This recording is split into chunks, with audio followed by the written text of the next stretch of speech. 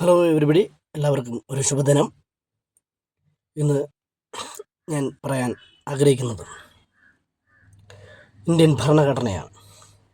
Indian ഭരണഘടന കുടുംബ ദർശനങ്ങളാക്കുക എന്ന ഒരു വിവരമാണ് നിങ്ങൾക്ക് ഞാൻ മനസ്സിലാക്കി തരാൻ ശ്രമിക്കുന്നത്. ഏതൊരു വ്യവസ്ഥിതിയും വ്യക്തികളും സമൂഹങ്ങളും രാഷ്ട്രം എഴുതിയതും എഴുതപ്പെടാത്തതുമായ നിയമവ്യവസ്ഥിതി ഹൃദയത്തോട് ചേർത്ത് വയ്ക്കേണ്ടതാണെന്നുള്ളത് മനുഷ്യാരംഭ കാലം തൊട്ട് തുടങ്ങുന്നതാണ്. ആദം, എബ്രഹാം, മോശയുടെയും കൽപ്പനകളും നബിവചനങ്ങളുടെ നിയമങ്ങളും നമുക്ക് മുമ്പിൽ സുവ്യക്തമാണ്. നിയമങ്ങൾക്ക് അതീതമായി ദൈവശക്തി ചൈതന്യങ്ങൾ പോലുമല്ല എന്നത് യേശുക്രിസ്തു തന്നെ ഉദാഹരണം. അതുകൊണ്ട് തന്നെ വിശുദ്ധ വിദ്യാലയങ്ങൾ, ഓരോ കുടുംബങ്ങളും വ്യക്തികളും ഭരണഘടനാ വ്യവസ്ഥിതിയെക്കുറിച്ച് ബോധവാന്മാരായിരിക്കണം. ഇന്ത്യൻ ഭരണഘടന എന്നത് ദാരിദ്ര്യമനുഭവിച്ച സമൂഹങ്ങളുടെ പ്രതീകമായ അംബേദ്കറും സമ്പന്നരായ സമൂഹങ്ങളുടെ പ്രതീകമായ നെഹ്റുവിനെ പോലുള്ളവരും കൈകോർത്ത് രൂപപ്പെടുത്തിയതാണ്. അതിൽ അംബേദ്കർ ജനിക്കുമെന്നത് പ്രവചനമുള്ള മനുഷ്യനാണ്. അതുകൊണ്ട് തന്നെ ഇന്ത്യൻ ഭരണഘടനയ്ക്ക് ആത്മീയ ചൈതന്യം ലഭ്യമാണ്. ഇന്ത്യൻ ഭരണഘടന വ്യക്തി സ്വാതന്ത്ര്യത്തെ പരിരക്ഷിക്കുന്ന പരിവർത്തനങ്ങൾക്ക് വഴിതെളിക്കുന്നു. മാനുഷിക ബന്ധങ്ങൾക്കാധാരമായ തത്വങ്ങളാണ് ഭരണഘടനയിലുള്ളത്. ആ നിലയിൽ ഭരണഘടന ഈ ഭൂമുഖത്ത് നിന്ന് തുടച്ചു നീക്കപ്പെടാതിരിക്കുന്നതിന് വേണ്ടി പ്രവർത്തിക്കുക. ഭരണഘടനാ തത്വങ്ങളായ സമത്വം, സ്വാതന്ത്ര്യം, സാഹോദര്യം എന്നിവയെ തകർക്കുന്ന ഇന്ത്യൻ ഭരണഘടനാ ശത്രുക്കളെ യാതൊരു വിധത്തിലും സഹായിക്കുകയില്ല എന്ന് നാം പ്രതിജ്ഞ എടുക്കുകയും വേണം.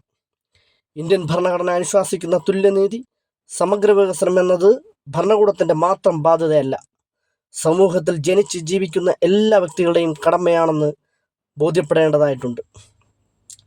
നിയമനിർമ്മാണത്തിലൂടെ ലഭിക്കുന്ന അവകാശങ്ങൾ അംഗീകരിക്കുവാൻ മനസ്സാക്ഷി തയ്യാറായെങ്കിൽ മാത്രമേ അവകാശങ്ങൾ ഭദ്രവും സുരക്ഷിതവുമായിരിക്കുമെന്നുള്ളത് ബാബാസാഹേബ് അംബേദ്കറുടെ അഭിപ്രായവും ഭരണകൂടത്തോട് ഏറ്റുമുട്ടൽ നടത്താതെ, നയം സ്വീകരിക്കാതെ, സ്വയം പര്യാപ്തത കൈവരിക്കുന്നതിന് ഒരു ചേരിചേരാ നിയമം കയ്യിലെടുക്കാതെ നിയമനിഷേധികൾക്കെതിരെ ധർമ്മസംഘം എന്ന മഹാനായ അയ്യങ്കാരുടെ അഭിപ്രായങ്ങളും അനിഷ്ഠിതമായിരിക്കണം ഓരോ വ്യക്തിയും.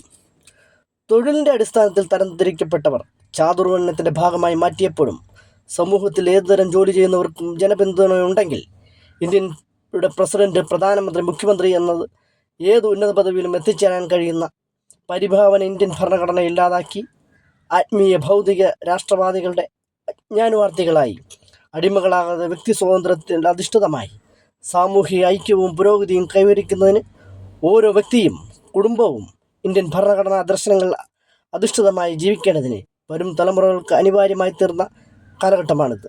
അതിനാൽ നമുക്ക് ഇന്ത്യൻ ഭരണഘടനയെ അനുസരിക്കുകയും അതിൻ്റെ ആദർശങ്ങളെയും സ്ഥാപനങ്ങളെയും ദേശീയ പതാകയെയും ദേശീയ ഗാനത്തെയും ആദരിക്കുകയും ചെയ്യുന്നതാവട്ടെ നമ്മുടെ മൗലിക കർത്തവ്യങ്ങൾ, ഫണ്ടമെൻ്റൽ ഡ്യൂട്ടീസ്.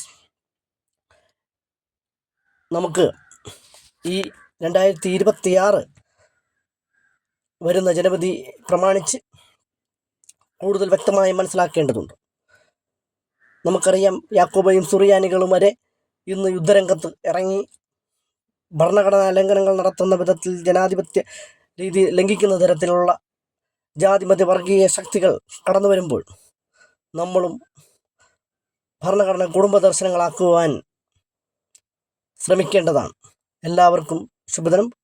നിങ്ങൾ വീഡിയോ കണ്ട് ഇഷ്ടപ്പെടുകയും ലൈക്ക് ചെയ്യുകയും ഷെയർ ചെയ്യുകയും ചെയ്യണം. ഗ്രാമസ്നേഹി ന്യൂസ് റിപ്പോർട്ടർ ഇനി ഗ്രാമത്തിലെ ജനങ്ങൾക്ക് വേണ്ടി കൂടുതൽ കാര്യങ്ങളുമായി രംഗത്തുണ്ടാകും.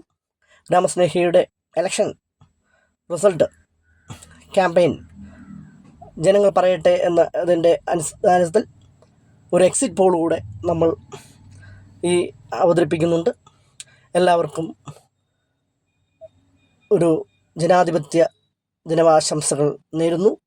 അതുപോലെ തന്നെ സ്വാതന്ത്ര്യം, സമത്വം, നീതിക്ക് വേണ്ടി നമുക്കെല്ലാവർക്കും ഒരുമിച്ച് കൈകോർത്ത് പോരാടാം. Okay, thank you everybody.